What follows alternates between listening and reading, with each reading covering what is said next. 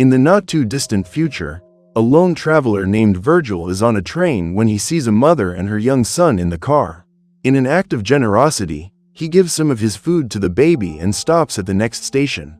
Once there, Virgil goes to a gas station, where he finds a distracted man watching TV. He asks if anyone has passed by, as he had arranged to meet a driver named Keith, who would take him to a place known as the Complex.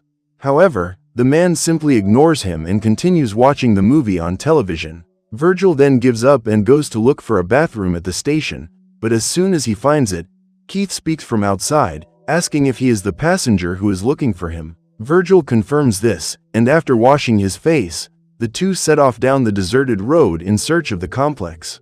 Keith soon informs the passenger that, in addition to the $200 for the ride, he will have to pay for the water he used and the fuel for the trip. Even though this was not part of the agreement, Virgil accepts, as he needs to get to the complex as soon as possible. To make matters worse, halfway there, the car gets a flat tire and Virgil has to change it, otherwise he will have to pay extra for the driver's service. While he is doing the job, Keith sees a dog devouring another that is injured and tells it to go away. Then he picks up a rock and eliminates the animal, ending its suffering. Despite this sinister moment, Virgil knows that the world has become a hostile place and only the strong can survive. So he continues his work, and as soon as he changes the spare tire, the two continue their journey until nightfall, when they decide to stop and camp in the desert. Around the campfire, Keith asks Virgil where he came from and what he intends to do at the complex. The traveler replies that he came from the west and is looking for a job opportunity working in the fields, as advertised in a flyer he found. Keith starts laughing at the guy, saying he's been there several times and the complex tries to attract people with these advertisements. Their idea is to get cheap labor and force them to do hard work, but Virgil doesn't care and says he'll go anyway. The next day, the two continue their journey, but this time, Keith lets the passenger take the wheel while he sleeps a little. The problem is that Virgil decides to turn the air conditioning up to maximum and the car battery stops working. Keith wakes up and, seeing what he has done, gets out of the vehicle, furious that he has damaged the car. Virgil apologizes and the driver tries to calm down, saying that it was a problem with the car's hose and that he will try to fix it. In the meantime, Virgil goes to find a place to relieve himself and finds something buried in the desert. He calls Keith, who, upon closer inspection, sees a different kind of stone that looks more like a piece of gold. The driver then takes a small blowtorch and sets the object on fire, because if it turns black, it means it's not real gold. However, when they do the test, they realize that it is genuine gold and there must be more of it underground. Keith and Virgil quickly start digging and come across a huge piece of gold, which must be worth a fortune. However, the piece is too heavy for them to carry, so Keith ties it to the car and accelerates to try to pull it out. Even this is not enough to remove the huge chunk of gold, but Keith does not intend to give up and digs a little more. In the meantime, Virgil drinks some more water and wets his face, which irritates Keith, as water is a scarce resource in these difficult times. After hours of work, the two decide to rest a little, as night is falling, and soon wild dogs will begin to roam the area. They then rush to gather firewood for the fire, but Virgil can't go any faster because his leg is injured. After gathering everything, Keith builds a fire and begins to celebrate, because even against all odds, they have found something of extreme value. However, they still need to think of a way to transport all this gold, and Keith suggests going after a backhoe. He then gives the name of someone he trusts and tells Virgil to go back and borrow the machine. However, the traveler does not trust the guy and decides to keep the gold, while Keith goes to the nearest town and brings the backhoe. The driver doesn't think it's a good idea, as Virgil doesn't know the area and he spends more supplies than he should. However, the traveler is determined, so the next morning, Keith gives him a bottle of water, some cans of food, a sharp pair of pliers, and a phone so they can keep in touch. Finally, Keith leaves, saying that if Virgil survives this, they will both be extremely rich. As soon as the driver leaves, the traveler finishes covering the huge gold nugget and begins to set up camp, where he stores his supplies. He then tests the phone to see if it is working, and with everything ready, all that remains is to wait for Keith to return. Throughout the day, Virgil asks to gather more firewood when he sees a huge scorpion trying to approach his camp. He drives the animal away, and as night falls, the traveler builds a fire and opens a can of food. Everything must be rationed to last as long as necessary, so Virgil eats only one spoonful, along with a small sip of water. The night seems quiet, but in the distance, the traveler hears the sound of wild dogs. With sharp pliers in his hands, Virgil stays alert to his surroundings, and after hours of vigilance, he eventually falls asleep. Day breaks and the traveler wakes up, the scorching sun burning his skin. Suddenly, he hears the phone ring and rushes to answer it, but because of his injured leg, he can't run and the call ends. Virgil then continues his routine in the middle of the desert, gathering more wood for the fire. After traveling a long distance, he uses the camp tarp to collect the wood and takes a little extra to serve as a reserve. After that, he looks around to see if anyone is approaching and covers the gold nugget with more sand and stones. Suddenly, Virgil sees something reflecting the sunlight and goes to investigate what it is, when he finds a piece of glass buried in the sand. Ahead, he also finds a crashed plane with kanji written around the fuselage. He then inspects the ship and begins to search for supplies, but all he finds is debris. Even so, he decides to take some pieces from the aircraft, including some power cables. The work is hard and Virgil is very thirsty, but again, he needs to ration the amount of water available and only takes 2 more sips. After resting a little longer, he continues to dismantle the plane, and as soon as he returns to camp, Virgil uses the parts to reinforce his hiding place. Now, in addition to the bodywork serving as a cover, the traveler uses the upholstery from the plane's seats to set up a makeshift bed. For the first time, he manages to sleep with a minimum of comfort, but the scarcity of water and food begins to take its toll on his body. In addition to his skin being damaged by sunstroke, Virgil grows weaker and weaker, and the wound on his leg is also getting worse. Feeling alone, the traveler approaches the gold nugget and begins to question his fate, having found something so valuable in the desert. Then he picks up one of the stones and begins to hit the nugget hard, removing a piece of it and storing it in the camp. Soon after, the phone starts ringing and on the other end of the line, Keith finally manages to get in touch. Unfortunately, he brings bad news, as the backhoe's engine has overheated and Virgil will have to wait a few more days before he can take it. The traveler can no longer bear to stay in that place and says he broke off a piece of the gold they can take with them. However, Keith knows that one mistake is enough for someone to steal their gold, and for that reason, they need to collect it all at once. He then reinforces that Virgil needs to wait, and when he returns, none of them will go hungry, thirsty, or cross the desert again. With only these words of comfort, the traveler agrees to remain in the desert, protecting the gold nugget and waiting for Keith.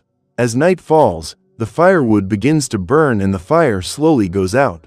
Along with this, the barking of wild dogs increases and Virgil begins to get paranoid, believing that the animals will attack him at any moment.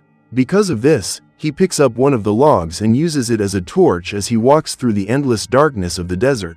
Around him, the creatures begin to bark, roar, and howl, as if a pack of them were ready to attack the lone traveler. When one of them is finally about to attack, Virgil is startled by the sound of a gunshot, followed by a dog's scream. The traveler tries to see where the shot came from, but finds no one nearby and believes it was all a figment of his imagination. He then returns to the campfire, but is unable to sleep all night. In addition, flies begin to swarm around his face, which with each passing day becomes increasingly dry and wounded. The day dawns once again and the water reservoir left by Keith is slowly drying up. Virgil puts a little more in his own bottle, when he looks to the side and sees a striped snake with a dark head crawling towards him. Now that the food is also running out, Virgil grabs his pliers and prepares to attack it. However, the madman not only misses his target and scares the snake away, but also knocks over his bottle, spilling most of the water onto the sand. The situation goes from bad to worse for Virgil, who is already out of food, almost out of water, and suffering from heatstroke. Even so, he uses his remaining strength to return to the plane and grab more pieces of metal, in an attempt to reinforce his camp. However, while doing so, he sees a woman walking in the desert in the distance. Her face is covered and she is carrying various supplies in her clothes, but Virgil fears she is after the gold and tries to hide inside the plane. He also hides the small piece of gold in his backpack, but despite this, the woman sees him inside the plane and asks him to come out. She asks what he is doing there, but Virgil simply says he was just passing through and tells her to be on her way. However, the mysterious woman does not believe him and asks if he is after something or someone. Virgil replies that he is just trying to survive in the desert, since in these times, there are no comfortable or safe places. The woman then says that he can find shelter and water 5 kilometers in that direction if he wants. She also reveals that she found the guy's shelter nearby and says she is going there to warm up a little, but Virgil tries to stop her, saying that she can build the fire in front of the plane. He then heads to his camp, but the woman continues to follow him, wanting to find out the truth about the man. At one point, Virgil loses his patience and starts yelling at the woman, saying that he gave her the camp in the plane, and now she should leave him alone. However, all this anger and effort are bad for Virgil, who is already at the limit of his energy. The woman begins to mock him and says that he cannot lose his temper in the desert, or he will lose his life faster. She then advises him to take off his shoes, breathe calmly, and rest, because soon this discomfort will pass. After that, the woman continues on her way and heads toward Virgil's camp, who tries to catch up with her, but he can barely walk with his injured leg. Minutes later, she arrives at the camp and again mocks the way the traveler has set it up. Virgil insists that the woman leave, but she continues to ask questions about how he got there and what he intends to do. Finally, she removes her hood, revealing a face covered with scars and dirt stains. The woman soon realizes that Virgil is hiding something and begins to accuse him of invading her people's territory and stealing what does not belong to him. She then orders him to leave immediately, but instead, Virgil grabs his shovel and strikes the woman down with one blow. After doing so, the traveler is overcome with guilt as he watches the blood spread across the unknown woman's head. However, there is nothing more to be done, so Virgil takes his supplies and digs a hole in the ground to bury her. Among her equipment, the traveler finds water and some snake meat, and soon consumes everything to regain some of his energy. After that, he sits down next to the camp, but another wild dog appears and starts digging up the woman's grave. Still overcome with guilt, Virgil orders the dog away and tries to take the victim's body to a safer place. However, no matter what he does, the hungry dogs continue to follow him, looking for a little food. With no other choice, Virgil uses some of the firewood to build a fire and burns the woman's body in the middle of the desert, while crying with remorse for what he has done. The next morning, the phone rings again and Virgil receives a call from Keith, saying he managed to get the excavator. However, he will still take a while and asks the traveler to remain calm and protect the gold. Faced with this news, Virgil begins to cry and asks how long it will take Keith to fix the car's hose. Not understanding the question, the driver says he fixed it before leaving him at the camp and begins to think he is losing his mind. To make matters worse, Virgil sees a truck crossing the road near the camp and keeps a close eye on it, fearing they will see him. Luckily, the truck passes by on another road, but still, he remains alone, without food or water. Another day passes and Virgil continues his routine of gathering firewood, but just ahead, he encounters a huge sandstorm. With no time to lose, he leaves the firewood behind and runs back to camp, managing to arrive seconds before the storm hits his shelter. In addition to the enormous amount of sand spreading everywhere, the force of the wind causes the camp to collapse. Virgil is then forced to run to find somewhere safe, but he is hit by the same tree he used to support his shelter. He is knocked unconscious, and hours later, he wakes up buried in sand with a piece of the tree piercing his body. Even so, Virgil walks around the desert, searching for anything left of his supplies. Unfortunately, all he finds are empty cans, his blanket, and the gold nugget, which remains buried and immobile in the desert. With great effort, Virgil removes the piece of tree and covers the wound with a cloth to try to stop the bleeding.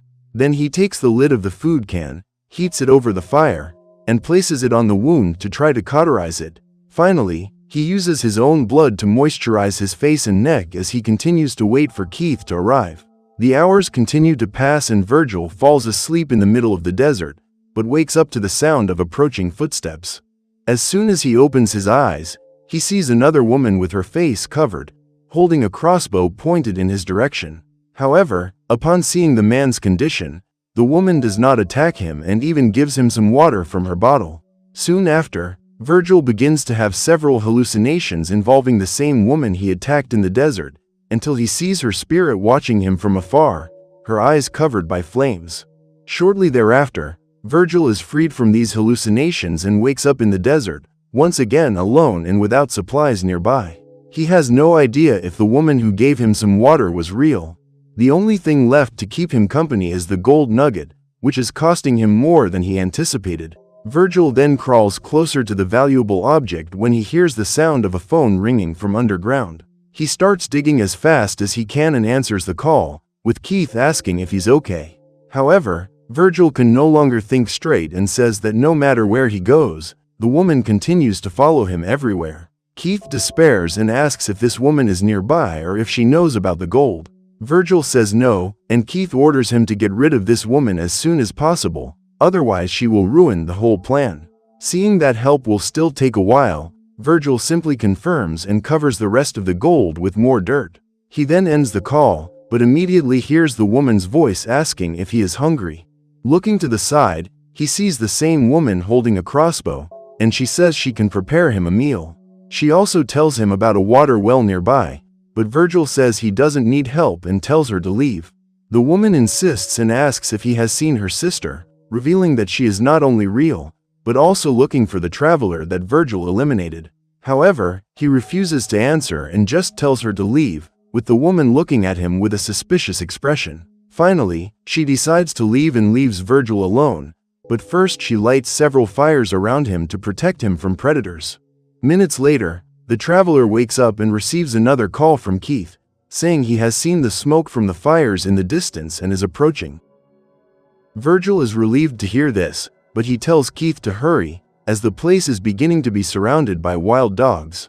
Despite the bonfires, they are almost extinguished and the dogs begin to advance on Virgil. However, Keith no longer responds to his call, and Virgil begins to suspect that something is wrong. It is then revealed that far away, Keith was watching everything, waiting for the moment when Virgil would be eliminated by the dogs so he could take all the gold for himself. The traveler soon realizes that he has been betrayed and begins to be pulled by the dogs. Unable to resist, Virgil accepts his fate and begins to be devoured, while looking at the complex brochure, which could have offered him a humble but happy life, but what remained was the certainty of his end, caused by his ambition for gold. In the end, with this obstacle removed, Keith approaches the site with the excavator and sees Virgil's lifeless body. The man doesn't care and prepares the excavator to collect the gold, but when he goes to get his gloves from the car, he is struck by an arrow straight through his heart. He has no time to react and falls to the ground, next to Virgil, who met the same tragic fate caused by gold. In the end, none of them got what they wanted, except for the sister of the woman who lost her life in the desert, who got her revenge and will continue to protect the territory from invaders